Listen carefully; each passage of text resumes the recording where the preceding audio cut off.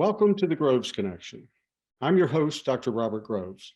You know, healthcare has been credited with pulling us out of the last recession. Between 2006 and 2016, healthcare jobs grew 7 times faster than any other industry, providing much needed work to those in need at the time. Healthcare is also the economic engine for many communities, particularly those that are rural. And so we have to take that into account when we talk about the speed and the how of healthcare transformation. But the costs are staggering, and you've heard many, many times they're unsustainable. Well, so far we have sustained them, but at what cost? 100 million Americans struggle with medical debt today. It remains the #1 cause of personal bankruptcy. And 1 out of 2 of us in the last year put off needed care because of healthcare costs. It's cold comfort that we've come so far when so many don't have access to the system. And yet there is reason for optimism, but it's going to take all of us doing what we can to help turn this system around. And in order to do that, we need to understand the system, why it is designed the way it is today, how we got here, and what we can do about it. And so that's what the Groves Connection is about. I'm really interested in having in-depth conversations with insiders and experts so that I can learn what they know. And I'd like you to do that with me. These conversations start usually with inquiring about how they got where they are. What was their life journey like? What motivates them? And I think it's interesting to find out what kind of people they are before we hear what their positions are and what we should do. But we will get into the details. We'll talk about innovative care models, but we'll also talk about what they believe are the solutions, the things that can get us to the next level so that we can have a much more accessible, affordable, and equitable system. I think that's what we all want. And we know that we have the resources to do that. It's a matter of understanding and then influencing the trajectory of healthcare policy and managing our own healthcare as best we can. I invite you now to get curious, and I'll ask you, are you ready to connect? Action. Carolyn Minnock, welcome to the Groves Connection. Thank you, Robert. Happy to be here. Before we get started, I just have to give a shout out to my friend and colleague, Janae Sharp, who you know well as well. And I say this because she has introduced me to some phenomenal people, many of whom have been on the show. She's made a number of connections across the industry. And she's also the one who helped me get this podcast off the ground. So I owe her a debt of gratitude for that. But Carolyn, back to you. I am really interested in your story. So let's start with, where'd you grow up? What was that like for you? Hobbies, elementary school. Let's start there. So where I grew up in Pittsburgh, Pennsylvania. Actually, both sides of my family, my mother and father, came from kind of the large Irish Catholic way. I have about 40 first cousins, so it gives you a sense of, I was born the middle child of 3. So I have an older sister, Colleen, a younger brother, Patrick, both of whom I greatly admire to this day. And my mom was a stay-at-home mom, really engaged in every single activity you can think of. And we were full of activities between the 3 of us. So from sports to piano. My dad, he was working to build his business. So he was kind of in the custom home development, went to land development, later added in storage units. Sounds like all 3 of you were high energy kids. Is that right? What's interesting is we all had different majors, which I'm sure we'll get to at some point, and we all have come back to being almost very similar roles, and we're probably similar skill set amongst the 3 of us. So yeah, probably more commonalities than differences. So were you doing any sports or extracurricular activities that drew you? Was there a main focus, a little bit of everything? How'd that work? I think it's honestly part of my intrinsic nature to engross myself within sports, to always be improving, sometimes perfecting my skills there. Honestly, from when I was young, I was like the only female on a boys baseball team. I was on a travel soccer team. I think going into high school, I played soccer, basketball, lacrosse, all of which I made the varsity teams as a freshman. So I knew I was pretty good at sports. Yeah, I had a passion for it. Sports is right. To this day in college, I played golf and lacrosse. And then in the summers, I played Gaelic football, which is kind of like an Irish soccer combination. And that was for Pittsburgh throughout college and grad school. And then I've been probably about 13 years now part of Charlotte's team where I live. And Who I've was probably that? attempted every single sport along the way you can think of. Wow. Wow. You are still engaged. I'm guessing, like most leaders, you uh, understand the relationship between the discipline you developed in playing sports, the ability to be on teams. All of those things apply still today to what you do now, don't they? You know what is really interesting when I think back to sports and something I didn't realize the dramatic impact it probably had across my entire life to date is truly like what you're saying, that positive influence. So from the teamwork to just sense of commitment, inability to be able to juggle academics and other activities with sports, and obviously the perseverance it takes to improve. I still play to this day. I have two children to have participation in some sort of activity. So whether it is sports or maybe for them it'll be singing and dance, but I think those are such kind of integral skills that you develop Yes. in those activities. And so, yeah, I agree with you. It's probably unbelievable to really take a step back to think about how they've shaped me into who I am today. There are four things that I think impact health span Mm. far more than anything we do on the backside in rescue medicine. And it's sleep, Mhm. it's activity, it's nutrition, and it's stress management, which often means connection, community, meaning, purpose. That's how I think about that last one. And so sports, you get the activity down, you get the self-discipline piece of that so that you can focus on specifics for a long enough time. You get the community, the meaning. It really is remarkable. I'm a big fan of sports activities for kids. I think it's a really good thing. But anyway, let's get back to Carolyn. Did you go to college locally, far away? How did you make that decision? So I made the decision actually as part of probably many conversations with one of my top role models, which was my grandfather. His name is Tom Murrin. So he's my mother's father. And he also happened to be my next door neighbor all growing up. Wow. And he played under legendary Vince Lombardi, had a long run at Westinghouse, amongst many other kind of roles. But he had Jesuit schooling. And so as I was looking for where do I go to college, that was always in the back of my mind. Sometimes you may even think to regret not pursuing more like a D1 path in sports because it was such a big passion for me. However, at the same time, I'm very happy. I went to a school in Cleveland, Ohio, John Carroll University, a Jesuit school, and studied biology there. So I think it was a mix of still being able to play the D3 sports, but have the Jesuit education, being about 2 hours from Pittsburgh. So I was relatively close to home. Yeah, yeah. It's interesting. As you were speaking, I too, my primary role model was my mother's father, Oh, the just an same. amazing guy. And Yeah. I ended up actually living with him for 2 of my years at Center College, a small Okay. liberal arts college in central Kentucky. So I understand how those decisions get made, I guess is what I'm saying. Um, so you majored in bio, were you always a science kid? I think I was always a social kid. It's probably the best way, and active. Um, I think I have a natural ability to connect with people. I've always been, Yeah, interested on how people are wired. And then yeah. depending, we traveled a lot growing up as well. And we did obviously trips to the beach, right? And Outer Banks, but which was really important for us is our parents and through my grandfather as well, took the time to travel to other countries and Yeah. experience different cultures. And that for me was so influential and still is to this day, the travel aspect, because it makes me kind of rethink about things. You were talking about travel, exposure to other cultures, Mm. and that fascinates me because I've just been doing some reading on empathy. And I don't know if you've seen this literature, but Paul Bloom, who's a Yale psychologist, came out with a book called Against Empathy.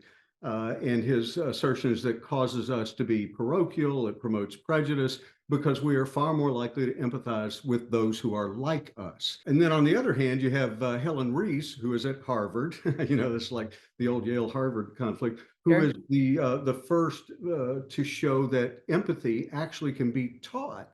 And she taught it to physicians as measured by their patients. So there's, Wow. in a randomized and controlled way. So it's a fascinating topic. Is it good or bad? And what you said reminded me that I think part of that is the exposure to other cultures makes them less other. They start to be, especially if it's an exploration, they start to be included in your in group instead of the unknown out group. Would you say that? Yeah, that's an interesting way to put it. And no, I would agree with that. Yeah, yeah. So, my assertion is that empathy is neither good nor bad, and it can be either. It's Sure. about how it's managed and how you use it.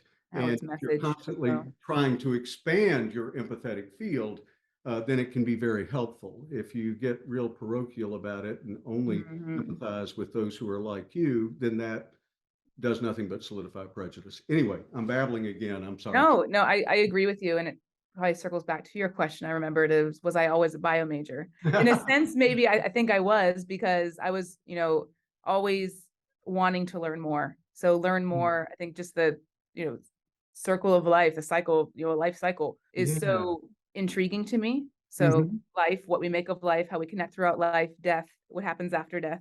And so I think bio was always a part of me because that's how I thought about things in the world. And I wanted to know how things were created. Were you in college drawn to any philosophy courses? Did you approach it from that angle at all when you were in college? Interesting you say that. So I went to a liberal arts school and I Yeah, did yeah. have philosophy class and I haven't thought about this in a while, but I actually, for whatever reason, and was not noticing when I registered for the class, I had signed up for a class as my sophomore year at a seminary. So there was a Mhm. seminary maybe 15 Right. minutes away. And so it was me with the group of all, potential to be seminarians. That professor was remarkable.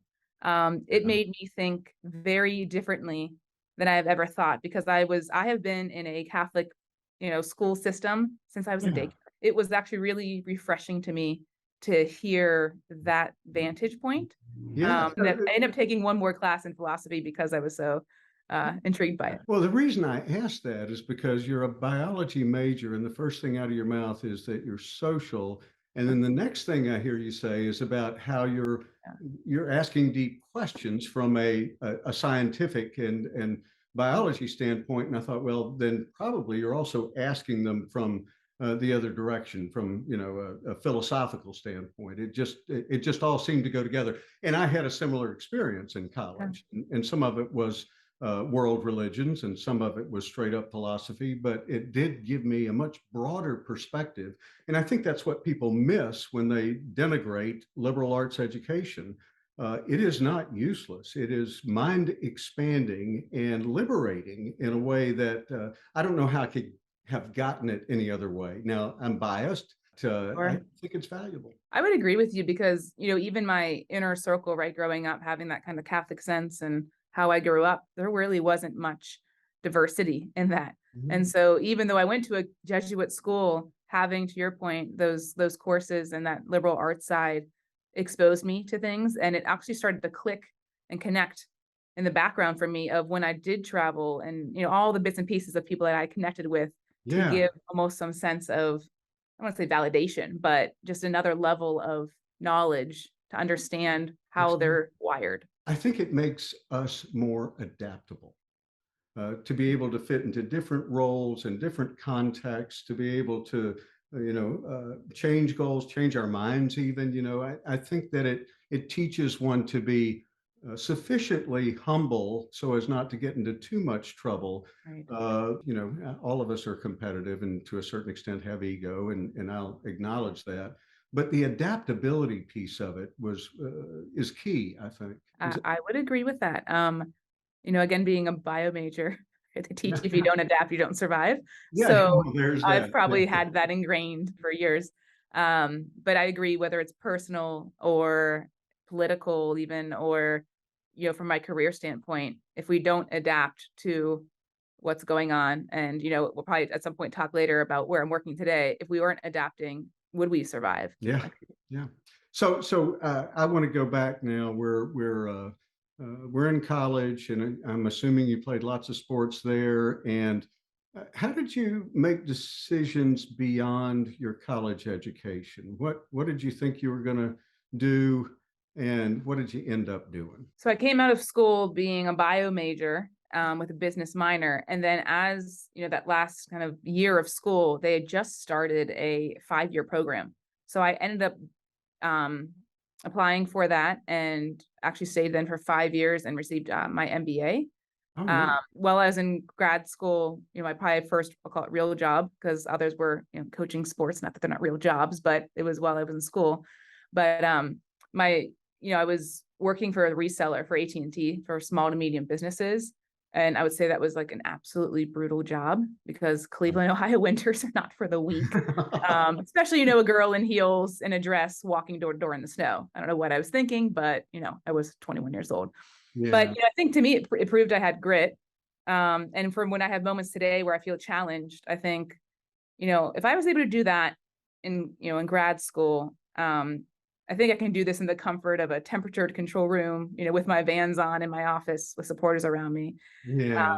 And so I think I took a piece of that selling approach, right? And trying to refine that. I used my bio undergrad, my MBA, and I just always thought, I want to figure out how I can have some sort of management role within healthcare. So Okay. that is where I was on the path to figuring out what does that mean for me. And talk to us about your career journey from there.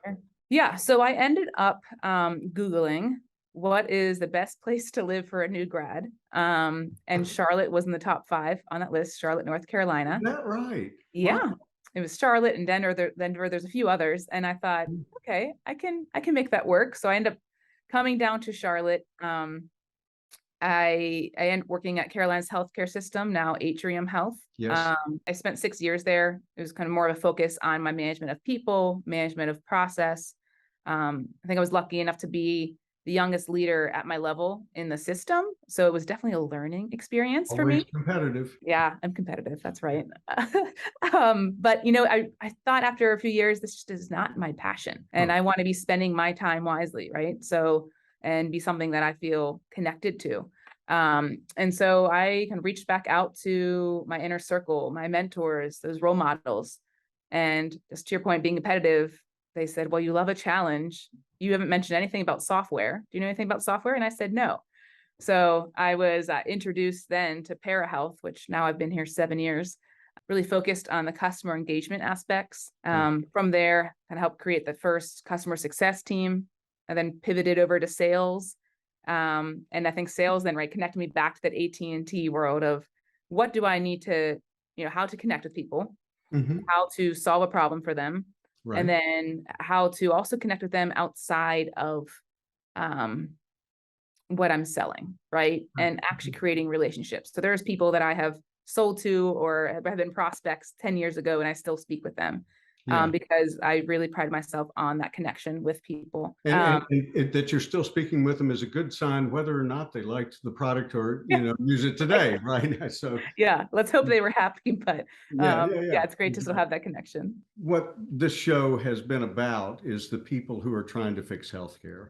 Yeah. And everybody's familiar with the challenges that we have. And we've been on this road, value-based payments for a while, and it doesn't seem like it's slowing the growth that much. So, what's the next step, et cetera. So I'm interested in any and Sure. all solutions that are out there. And PeraHealth came to my attention, and that's how Janae connected us. And so Right. I'm intensely interested in 7 years. That I'm interested in that journey, what you were doing then, and what you're doing now. So wherever you'd like to take off, let's talk about it. Actually, so I was at the company for about 6 years, and then kind of right in the middle of the pandemic while I was pregnant, I went and shifted to I went to Salesforce for about a year, really just based on the fact I wanted to make sure I was somewhere stable, just given Yeah, what was happening in the world. But when yeah. I came back to PeraHealth, which was September, so almost a year now, I really do say I have a renewed sense of optimism for how PeraHealth can impact healthcare. I don't know if you know the history of the company, but it comes from the loss of a mother, the Rothman's mother, Florence. And with a passion, though, to improve, how can we change healthcare? How can we use data to be able to enable clinicians to understand what's happening with their patients and help them? And so what we've done over the last 12 years, we kind of function a little bit of a clinical decision support tool on the inpatient side, and we've been really effective in that market.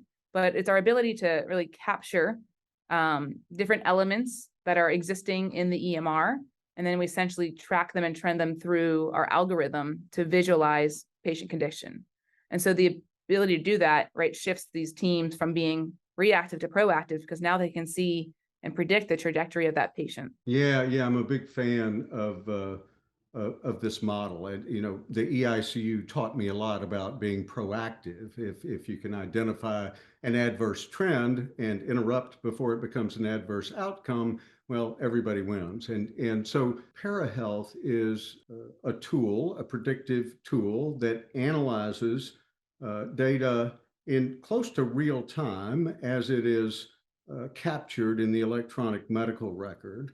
And it has, behind the scenes over the years, in the background, developed a very good tool for assimilating that data and then predicting which patients are likely to get in trouble. Correct? Yes, that's a great synopsis. And so, for example, when we were looking at sepsis, sepsis tends to look like a lot of other problems in its early stages. And that's one of the problems in not only identifying it in real time, but also trusting the data on sepsis can be a challenge because people use different criteria. But at any rate, what we found is that a lot of those metrics help predict outcomes. So talk to me about the details of that. What kind of prediction is it? How accurate is it? Where has it been tested? Those sorts of things. We've been live at partner sites for about 12 years now. And so that kind of spans the country anyway, in all different types of organizations. So from large academic medical centers to small community hospitals. And so I think from the word tested, we're probably past the tested phase of that. Because, we have over 50 publications about the work we do, essentially seen in the industry as a gold standard. We have solutions that are FDA cleared. So again, I think that kind of proof point is there. I think in terms of publications and some impact we have, just to give you a sense. So there's an article in BMJ about Yale sharing their decrease in mortality by 30%. Sinai, part of LifeBridge, they won an award for Maryland Quality Innovator of the Year. To your point with sepsis, reduced their sepsis mortality by 37%. January, there's a nurse management article this year from Blessing talking about 35% risk-adjusted mortality reduction, and that's accompanied by a 34% reduction in codes. So I think we're proven there. We're impactful. Again, we're able to get clinicians to understand what's happening to their patients, whether that's prioritizing rounding, or maybe it's just getting ahead of that deterioration while they can still impact what's happening to that patient. So Carolyn, that's a lot of support for the solution. Are you white labeled at the organizations where you participate? I'm guessing. Well, I'm asking, why haven't I heard more about PeraHealth? Yeah, well, there's probably in my mindset, I sometimes wonder, why doesn't every hospital have it, right? We'd love to achieve that one day. Yeah, 30% reduction in mortality. Everybody wants that, right? Yeah, one would think. And what's they're also, the other piece of it too is every hospital is essentially a business, right? So there has to be a financial component. So you do have to have a strong ROI. I think also shifting a little bit to being more kind of at risk with our contracts is helpful. But, yes. I would say that. So let me explain that really quick for the audience, because I think this is what you're saying. Tell me if I'm right. What you're saying is a hospital may not see the wisdom in investing in a tool that decreases the need for the hospital. That could be accurate. Now it's never that cut and dried, but human behavior is what it is. And this is the point that I've made over and over, is look at where the financial incentives are and you'll see where everybody leans. So at the margin, if we can spend that money here or here, both are of equal value perhaps to the organization. Where are you going to put it? This one might hurt your bottom line, but when you go to a system that only pays for outcomes, Then all of a sudden, Different. if you're at a fixed capped rate or whatever, you want every advantage that you can get at the margin to reduce the need for your hospital because it's become a cost center. That's exactly it. And it's not to say, obviously, clinicians are in it, obviously, to improve patient care, patient experience, but they're obviously, as you're selling to a hospital, is that component of how do you really attribute that to ROI? Is there, revenue in this for us as well? So again, there's just complexities in that market. There's also, it's Oh just my it's just goodness, yes. saturated. They have resources, they have, it's a complex sales cycle as we spoke about, but they just have, and especially now, kind of coming down to the post-pandemic, Yeah, there's a lot just, of they're distraction. overwhelmed, right? So even adding something that they know will help them, just the thought of that probably gives them anxiety. So we're still, like I said, we're still effective there. We're still selling into that space. I think what we're doing though is changing our approach to sell maybe a bit differently into that space through channel partners, and then obviously extending our solutions and proven data set science across the continuum of care. So as it's shifting into the home, how can we help monitor those patients so they're not readmitted? Gotcha. And so there's different areas that we're exploring today. Talk about those areas with us for a sec. Was there an inflection point in the strategy of the company? Talk to us about what's happening now. Yeah, I think there's probably many of us at the company that always thought or wanted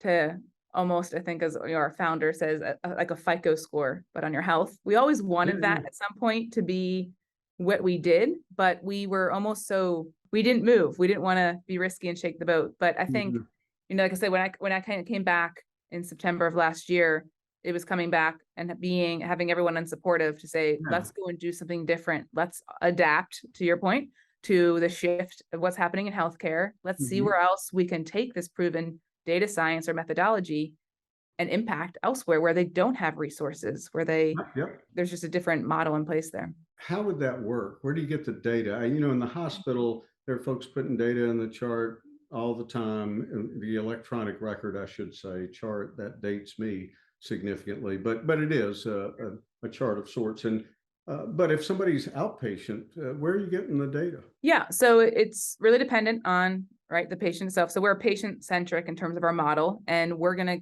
work with any data we can get around that patient. So obviously, as you mentioned, there's robust data from EMRs in the inpatient space. And so we're sending that back in real time to clinicians. As say you move into home health, they're still getting visits, right? So they may have a visit that we have vital signs. Maybe we have a handful of labs on some patients. And then we also track the nursing, the body assessments. And those from the hospital side are reported through nurses and their documentation in the flow sheets. But, as you look outside of the four walls of the hospital, it can be self-reported by a patient or a caregiver. It could be done through a survey, or it can be to the clinician or the person going in the home to help support that patient. So there's many ways we can take that data and then attribute that into, like I said, our methodology, and still be able to say and predict before that patient, is diabetic, right? Or the pre-diabetic, hey, there's something that's at risk for this patient. Here's what we found. Maybe then you can allocate resources appropriately to go and be proactive. You're doing the same thing that you're doing in the hospital, but applying it further upstream so that you can predict who might be in a place where, maybe they can avoid diabetes if they learned they were pre-diabetic today. That kind of FICO score, if you will. Yeah, that's exactly right. It reminds me of a concept that I've come to like a lot. And it's a term that was coined by PeraHealth, who is a diabetes reversal company. And they call what they do continuous remote care. And I'm thinking, a combination of that continuous remote care, which by definition, for example, Verta will interact with the patient 2 to 4 times a day for months, sometimes, depending on the needs. And the availability is, very, very good. They can get in touch anytime. And information is flowing in both directions. So if you add to that a predictive algorithm that you can apply that to hospital at home, you can apply that to home health, and the more data rich it is, my guess is the more accurate the prediction will be. Is that? Yes, obviously, the more data, the better, right? We're a data company, so we'll take all data. And so today we're looking at elements of vital signs, like I mentioned, those body assessments, neuro, safety, psychosocial, and then there's labs. What we have found as we look into maybe specialty kind of primary care groups, they're actually capturing vital signs and then labs, but not the same labs that we're getting typically in the hospital, different labs. Yeah. But again, using that methodology and bringing that together to paint that picture for that patient is again proving to be of great value. How is the algorithm developed? Where is it a machine learning strategy? Is it guys who are really, really smart sitting in a back room and going, well, what if we tweak this? How does that work? The model was developed by the Rothman brothers. It's a heuristic model. And so that's the ability, right, to be able to combine all different types of elements of data and put them on an excess risk kind of curve. And so we're pulling in for the hospital side, 26 different elements. As I said, we move into other spaces, there might be 20 elements and they might be, different, but so there's different elements that we're bringing into that methodology. My good friend and colleague, Dr. Hargobind Khurana, way back when we were working on sepsis together at Banner, we and a team of pharmacists and others started tweaking a SIRS protocol, sepsis predictor. And we tweaked this a little bit and tweaked that a little bit until, and sort of run the test until we started getting information that seemed to be pretty useful. With sepsis, I was never that enamored of it because it didn't do a good job of narrowing the judgment of the physician. It just really it probably wasn't the best tool. It did get them to pay attention, so it had an impact, but I didn't think it had the impact it needed to. Hargobind kept pestering me to look at the data, and I didn't have a data scientist to spare, but I finally relented because he was persistent. And what he found was that we could predict the 18% of patients that accounted for 82% of all-cause mortality in the hospital. And we could predict those patients were in trouble up to 36, 48 hours before an event. Now, it never went anywhere.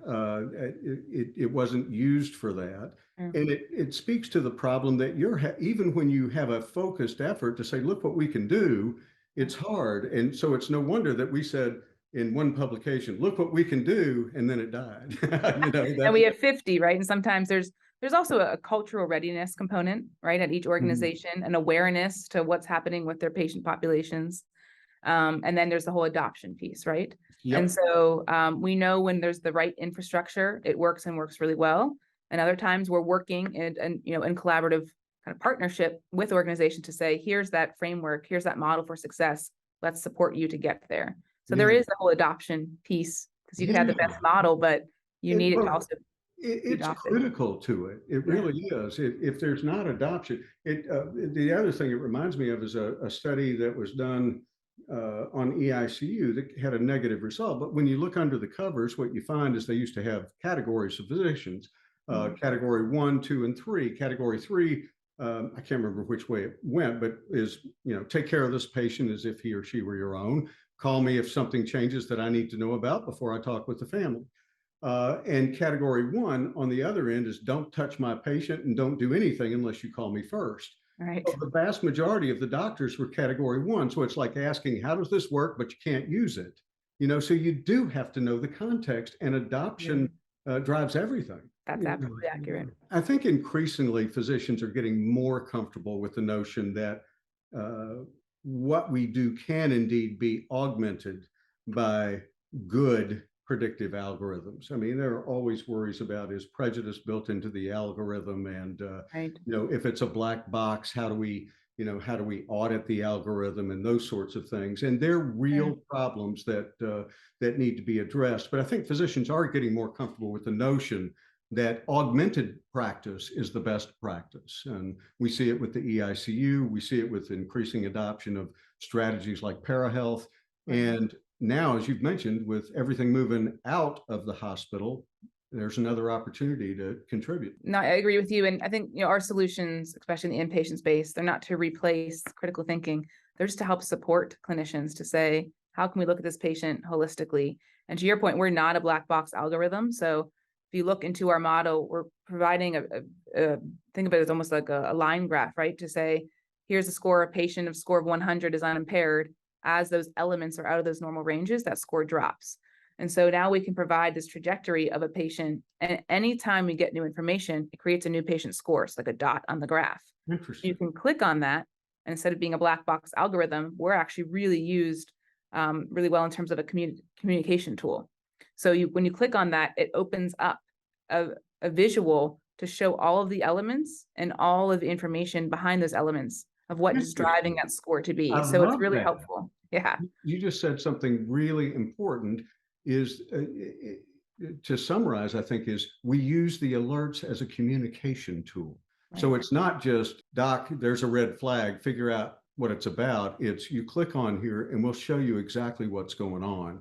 And so you can determine how worried you need to be. Yeah, I think as we spoke a little bit about adoption, to have this objective view of every single patient and to have, say, a novice nurse, right? I mean, today's landscape, there's a lot of novice nurses there, and they say, there's something going on with this patient, I'm not sure what. Well, they can escalate that, to the nurse manager, to the physician. And then they can all look at this objective view of a patient and talk through what is the next best course of action. Yeah. And so it definitely is very helpful to have that visualization. We even have organizations that utilize some of the patient graphs with their families and the patients themselves, especially as you think of palliative care consults. Yeah, because we can pull all the past visits and show not the trajectory even of that stay, but the past visits and say, picture's worth 1,000 words. Look at your loved one. Let's have that kind of difficult conversation, but use this visualization to help aid that communication. Interesting. Yeah, it solidifies the trust if you can actually bring data, right? Exactly right. How do you deliver the alerts? I mean, who's monitoring this? How does that work? We've made it, really important for us to be part of an existing workflow. We don't want to be disruptive. So on the inpatient space today, we're integrated back into the EMR. So you didn't say like white label, but a lot of times a clinician may not know that we're not part of an EMR because where they're documenting or looking at the specific patient, they can click on a button, which opens up the patient graph. We can look at, physician patient lists. So then they can see, are any of those patients in warning thresholds that we set up. So there's many ways within the EMR that is just part of their workflow and documentation to get to. And does it populate every computer at the facility, or is it a select number of computers? Or yeah, so that would just be under the profile of the clinicians that are utilizing it. Yes, of course. Yeah. Okay. So when they log in, and then we have a lot of organizations that have dedicated monitors up. So maybe there is, certain rooms where they're doing kind of a safety huddle, or maybe they're, at a handoff. Where can that patient list be? So you can visualize now your unit and figure out who can you, for patient assignments, right? Who wants to take these patients, but maybe we don't give the novice nurse, right? The patients are in all these warnings, to just separate those out. And then we have, the ability, so we have a mobile version of it. So clinicians on the go, they don't have to come back to a computer screen. They don't have to come back to a monitor. It's going to be my next question. Yeah. Hey, yep. Here's my patient that as I'm rounding, they moved into a warning stage. Let's look and see why. And then they can figure out how to prioritize or reprioritize. Okay. Smart. Okay. How do you see things change? What happens operationally when you have a good implementation and adoption? I think it depends on what we're solving for at those organizations. So it can be recognition of just general patient deterioration, and then who's going to be responsible for that.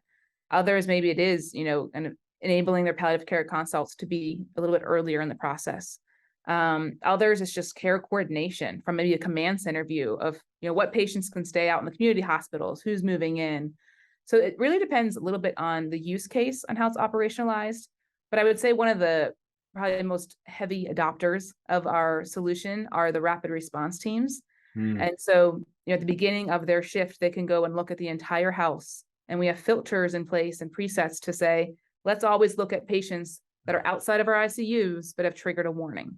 Gotcha. And now they can go in and be able to understand how to be kind of more efficient and impactful in what they're doing, because they can get ahead of that deterioration, preventing those codes, preventing mortality, preventing the cost towards that, the patient's care.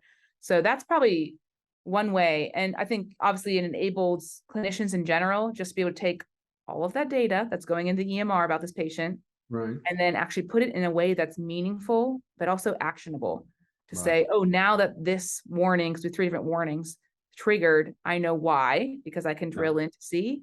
And then there's an expectation on what I'm doing from protocols that we develop to say now who's responsible to do what. Yeah, it is possible, and it happens all too often in healthcare that we are data rich and information poor. That's true. Getting the doc's attention or the nurse's attention and having something actionable to do about it, or else eventually it gets ignored. If it's never clear what this is for or what I'm supposed to do about it, pretty soon your adoption drops off. It's not useful. So those are all key points for new technology in the hospital. Thou shalt not interfere with the workflow is probably on the top of the list. If you say, one more sign in, then you're liable to get run out of town on a rail. So that's got to be there. And then you add to that it will find you wherever you are, even in mobile, if there's something you need to know about. You add to that you use the alert as a communication tool, so that right in front of me, as soon as I respond to that alert, I know what's going on and why. And then you provide the opportunity to take action, and you've got the whole package. One other thing I may add to that list, Okay. All right. is the ability to provide new information, because you can identify a lot of these patients and you can get that information to a clinician. But if they say, yeah, I knew that an hour ago, or I already know that about my patient, it doesn't really help them. It doesn't build that trust, and it doesn't build that adoption, because you're not giving them something that they didn't know.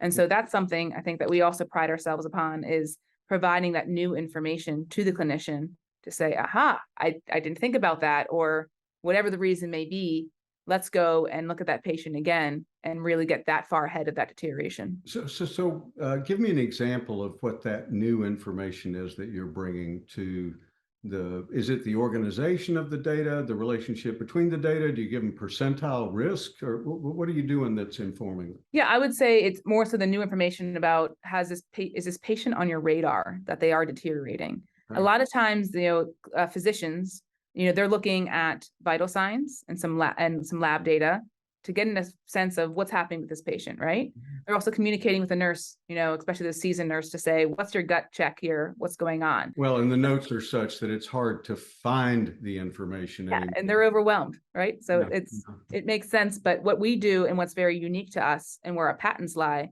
are that body system, that head to toe nursing assessment that's done. We have found that to really be a leading indicator of deterioration.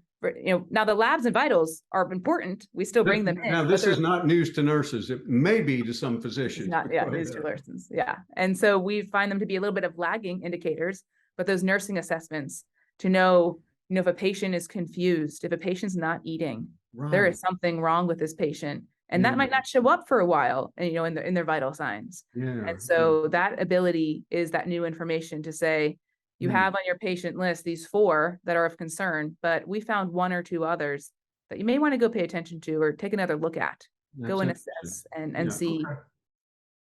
Who's your competition? Is there anybody that's doing what you're doing, what competition is clinicians and health systems being overwhelmed? Epic has different approaches to sepsis, to everything and anything you can think of.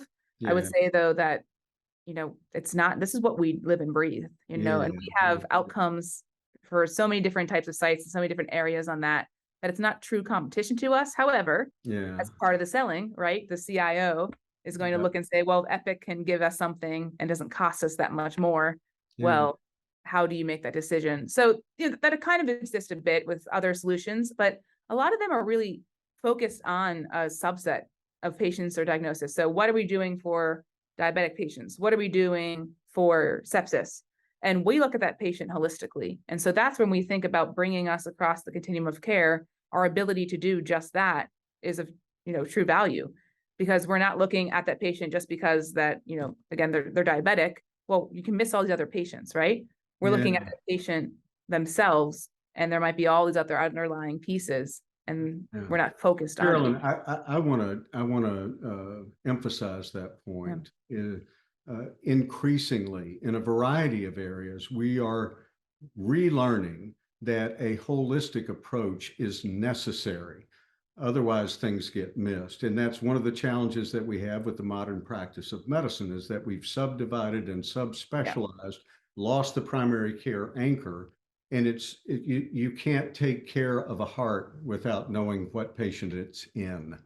And so I think that's a critical aspect of this. One of the reasons that our sepsis alert failed is because we failed to recognize, at least I did, Dr. Khurana picked it up, that this is not about sepsis, this is about illness, and that broader context in a variety of areas has become so important. So I'm glad you're emphasizing that in your strategy. Yeah, and I'll just say, our chief science officer who still works with us today, Michael Rothman, one of the Rothman brothers, he looks at sepsis as who's sick, because whoever's sick, you're gonna still need to lay eyes on them. So regardless of what it is, and of those, many will be septic, right? But can we look at who's sick so we're not missing all these other people, all these other patients? Well, and here's the rub to the tyranny of metrics, because sepsis impacted financial positions in hospitals. That was the focus, and that was a mistake. It should have been a more holistic approach to. It should have been the Rothman Index. It sounds like. That's what I'm saying, Robert. Listen, you've been very generous with your time. We've been going on for about an hour here. I'm excited about what you're doing. Love to have you come back and tell us how it's going in the outpatient space at some point.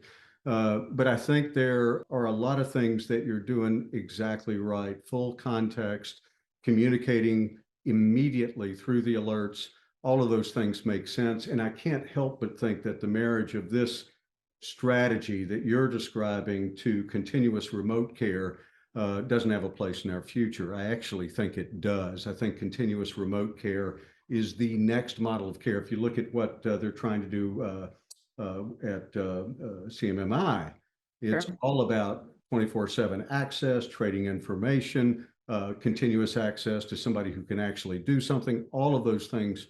And then you add this predictive model, and I think you've got a pretty powerful solution. Anyway, I want to thank you so much for spending time with us today. And I look forward to your next gig. Before we go, let us know how we can contact you, learn more about PeraHealth. Yeah, no, well, first off, thank you for having me, Robert. Great to connect with you. And I would love to, share more about what we're doing across the continuum. We're also, one thing I want to mention is looking at kind of like a whole person index. So bringing in the clinical, social, potentially even genetic elements of patients to look at that patient, again, holistically. So many things we're working on, and, excited to always share those, but thanks for having me today. In terms of contact information, the best way is probably through LinkedIn. So just look at Carolyn Minnock, Minnock. And that's probably the best way, I would say, to reach out to me. And I look forward to having conversations with folks that are interested in what we're doing. Excellent. What a great show. I'm excited. And with that, I'm going to let you get back to your day, and we're going to say so long. All righty. Thank you. Enjoy your day. Bye-bye. Bye-bye. You've been listening to The Groves Connection, your connection to the inside story on healthcare, featuring in-depth interviews with those who know. You can find us on Apple Podcasts, Spotify, and anywhere else you get your podcasts. If you like what you hear, give us a 5-star review to keep the connection going, and hit the subscribe button to be sure you never miss a beat. The Groves Connection is produced by Dr. Robert Groves. Original music, editing, and creative direction provided by Alden Groves. Production support, content guidance, courtesy of Janae Sharp and Elizabeth Barrett. Thank you for listening.